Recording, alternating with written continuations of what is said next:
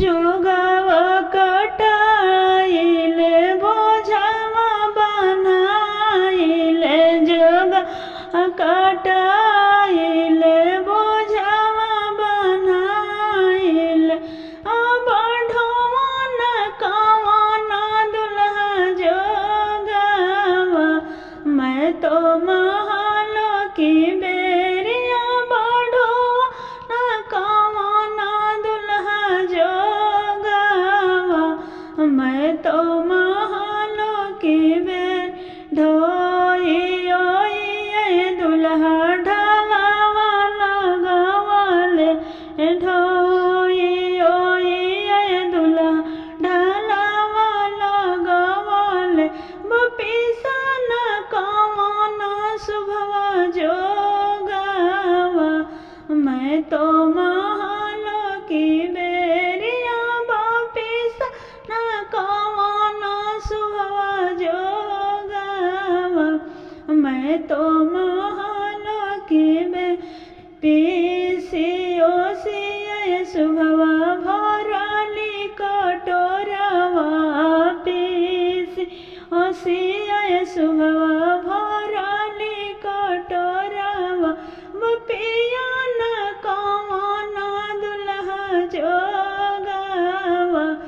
मैं तो महल की बेरिया पियन कवन दुल्हा जोगवा मैं तो महल की बेर पियो दुल्हा भैले मतवालावा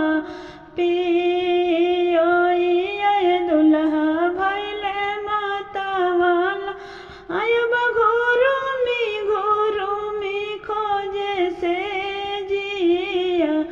मैं तो महल की बेरिया घुरुमी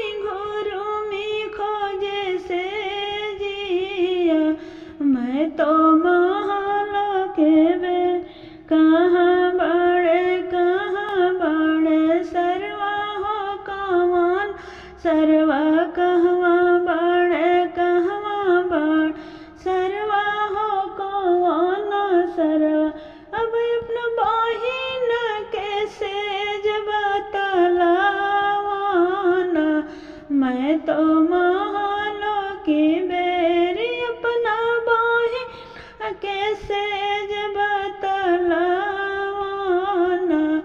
मैं तो महल की बेर हमारो बहिन जीजा तो सुकवारी हो रो बहिन जीजा तो सुकवा रायब से जिया मारा नहीं जान एली मैं तो महल की बेरी से जिया मारा नहीं जाने ली मैं तो महल की बेर तोहरो बहिन सरवा तो सुकवा हरी तोहरो बहिन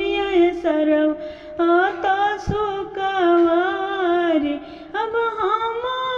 कमलवा के फूलवा मैं तो महल की बेरिया हम कमलवा के फूलवा मैं तो